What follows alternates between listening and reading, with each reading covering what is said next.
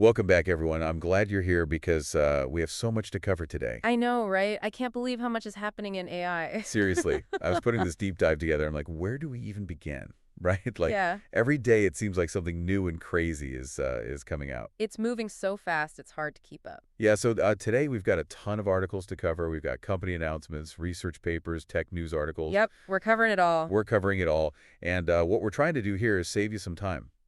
Cut through all the noise and give you the big takeaways. Absolutely. No one has time to read all of these articles. Nobody has time for that. But they do need to know what's They happening. need to know, and they need to understand, what matters. What are the truly significant changes, Right. right? And what's really surprising, because frankly, a lot of it is Some of it is really surprising. sort of surprising. So maybe a good place to start is to think about how AI is actually being used. Yeah, that's a good point because It's not just theoretical anymore. it's not just theoretical anymore. We're seeing real-world implementations across all sorts of different industries. Yeah, like healthcare. Exactly. Healthcare is huge for AI right now. Huge and really important. Think about the implications for all of us. Right, like what Nabla is doing. Nabla, yeah. Nabla's this ambient AI assistant, It's for clinicians. right, for clinicians, and they're actually rolling it out at TIA clinics. TIA clinics, those are the women's health ones, right? Yeah, they're like a pioneer in women's health. And this isn't just a pilot program anymore. It's not a pilot. This is the real deal. They had a successful pilot, They did. and now they're going all in, Yeah, they're fully implementing it. which is a pretty big deal. That's a really big deal because you're talking AI, right in the clinic, directly supporting doctors and nurses and other healthcare professionals in their daily workflow. in their daily workflows. Like, think about the potential there. It could be huge.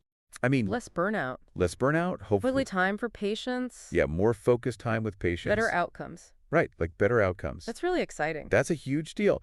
And it's not just about, making things more efficient. Right. It's about these completely new applications of AI that we're seeing. Like in mental health? Yeah, like mental health. Fort Health is doing some really interesting stuff there. Yeah, Ford Health is partnering with Kaliva, To train therapists. with AI. Using AI avatars. AI avatars of patients So they can practice in like a simulated environment. in a simulated environment. That's wild. It is. I mean, think about it. You can create all these different scenarios Right. to help therapists prepare for anything. Anything they might encounter, Especially in mental health, where, where it can be really tough. yeah, sensitive situations. You don't want to, make a mistake. Right, you need a safe space to practice. And this AI could provide that. Exactly. It's a completely different way of thinking about training I mean, in any field, but especially in a field like mental health. it's the future of professional development, I think. And the thing is, with all of this, it all comes back to data.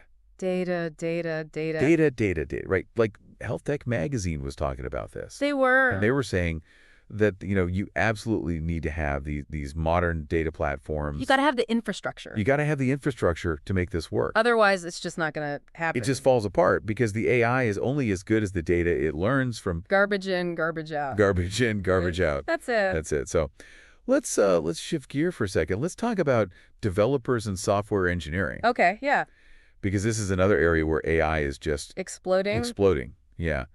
And ODSC East 2025 is coming up. Yeah. Have you seen the lineup for this conference? I have. It's incredible. It's incredible. All LLMs and Gen AI. LMs, Gen AI, Machine learning, NLP, MOps. machine learning. Like everything is AI now. Yeah, like the whole conference is practically focused on AI. It seems like it. And it's not just, small startups or whatever. Nope. You've got all the big names there. Amazon, Hugging Face. Databricks, Microsoft. Netflix, Meta. Meta. I mean, everybody is. Everybody's there. Everybody is in on this. And it's interesting because a lot of the sessions, they're very practical. They are, yeah.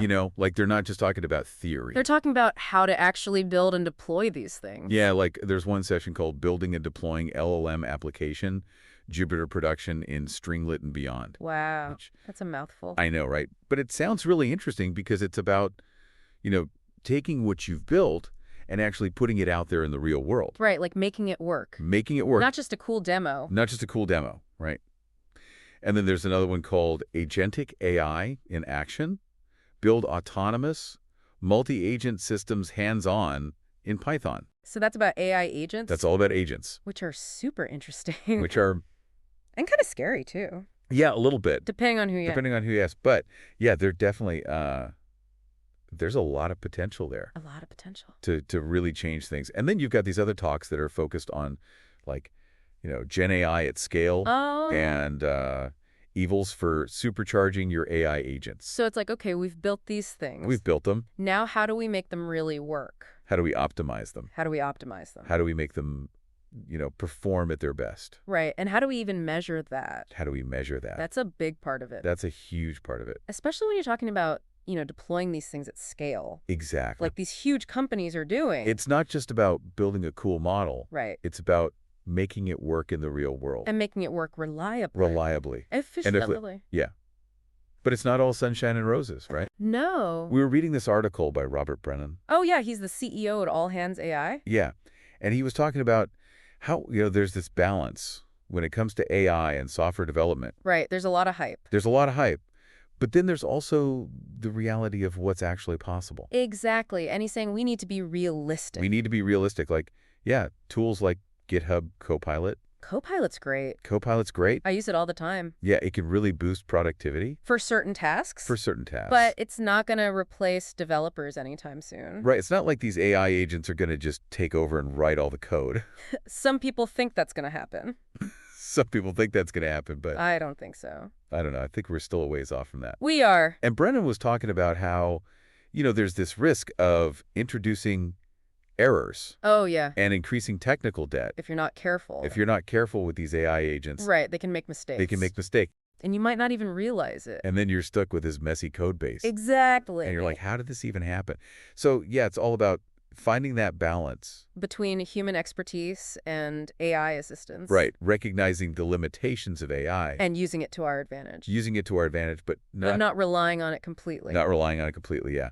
But, okay, for those developers out there who are interested in really diving into this whole Gen AI thing, there's this really cool open source course. Oh, yeah, I saw that. And it teaches you how to build a second-brained AI assistant. That sounds amazing. I know, right? A second brain. I could use one of those. We could all use one of those.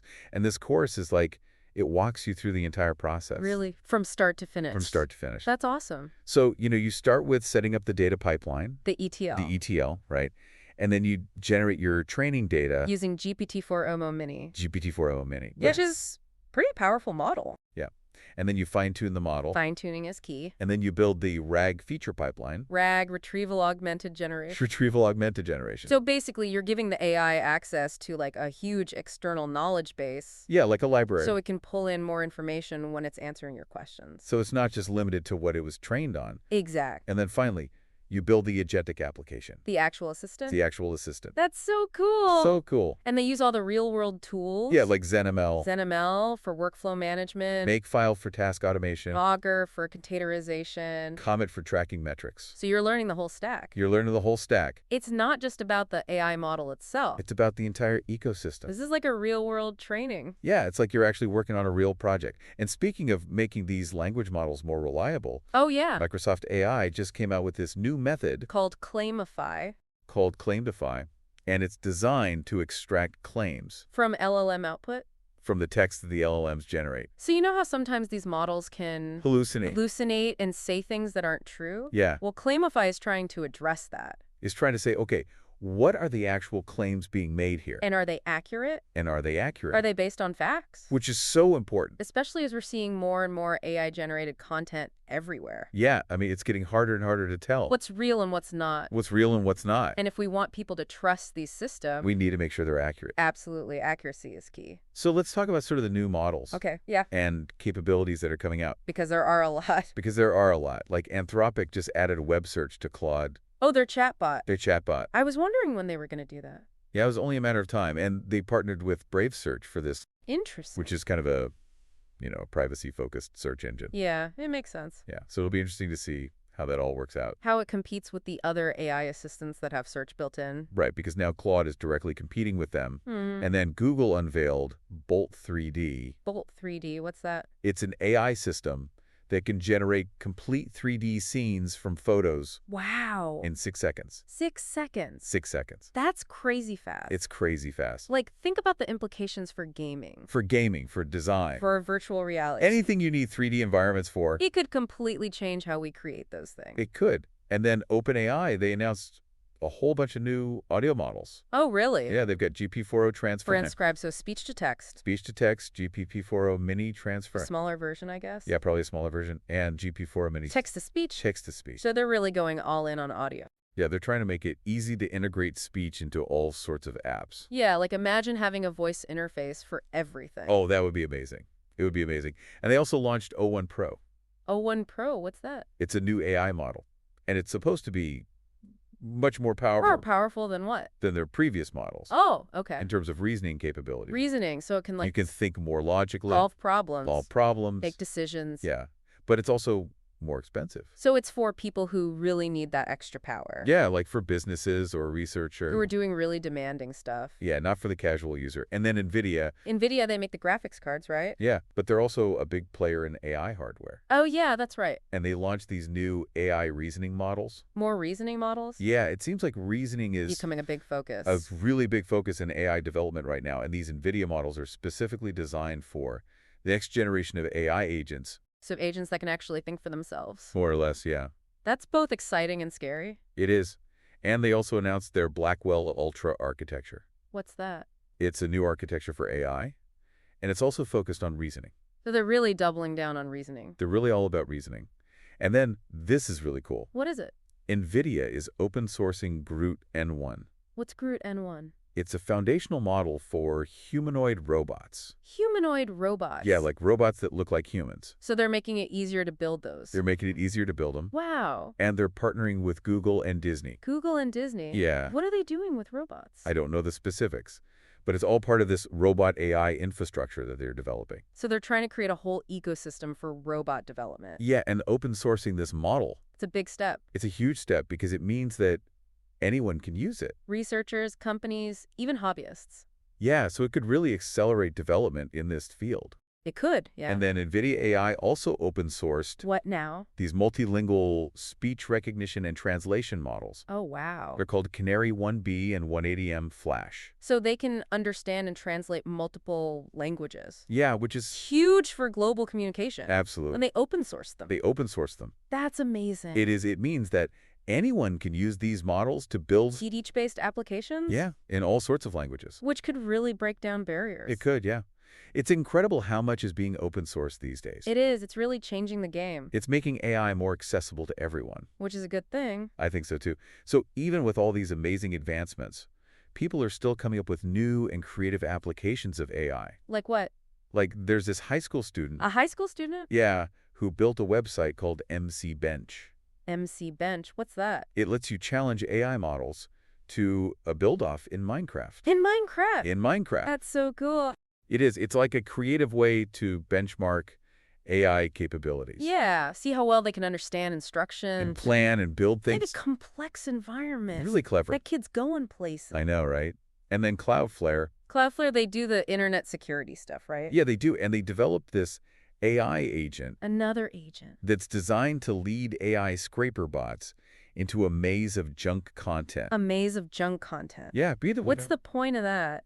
So these scraper bots, They're the ones that like steal data from websites, right? yeah, they try to scrape data without permission.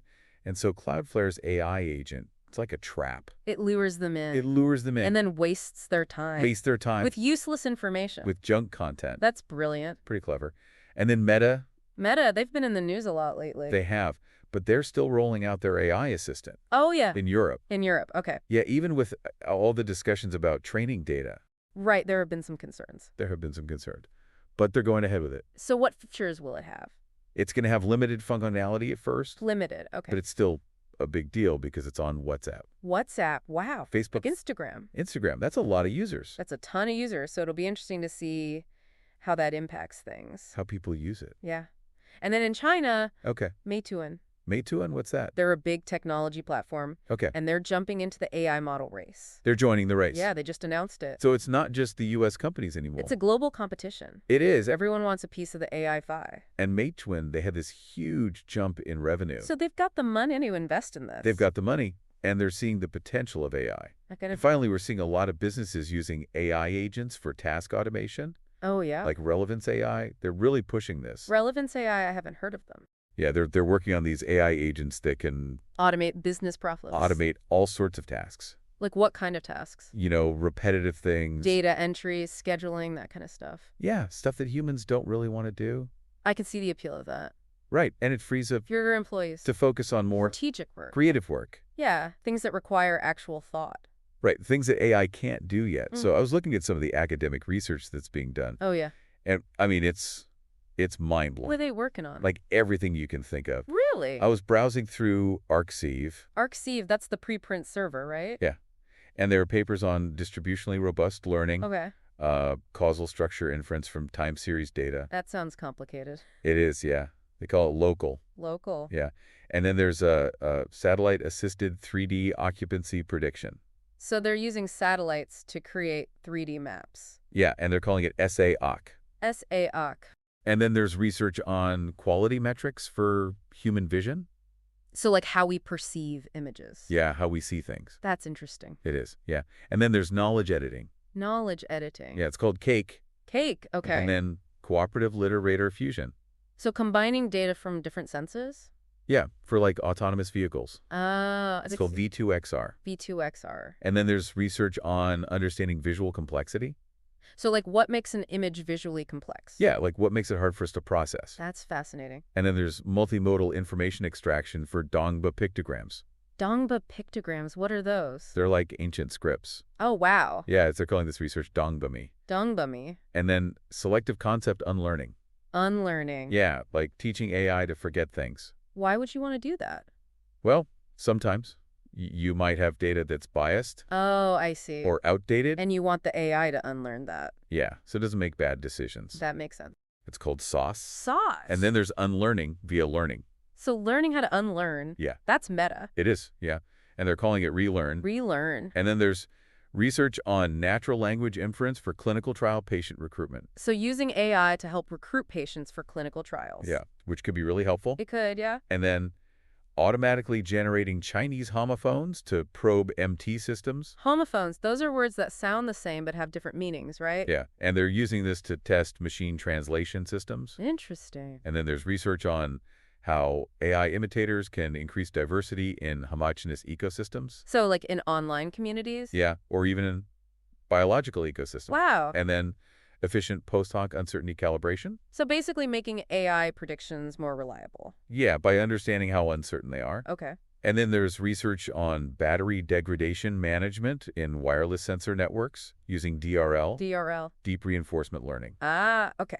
And then deep Q effect estimation for temporal interventions. Temporal interventions, so like events that happen over time. Yeah, and they're trying to estimate the effects of those events. Interesting. And then unified 3D generation and understanding. So creating and understanding 3D environments with AI. Yeah, and they're calling it Uni3DAR. Uni3DAR. And then research on inclusive educational platforms using ML. So making education more accessible to everyone. Yeah.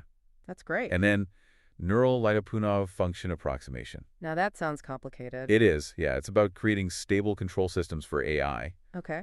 And then research on using ML to measure sense-making in physics. Sense-making, so like how students understand physics concepts. Yeah. That's really interesting. And then model risk management for generative AI in finance. So managing the risks of using AI in finance. Yeah, because there are definitely risks. There are, yeah. And then robotic paper wrapping by learning force control. So teaching robots to wrap presents. Yeah, or any kind of object.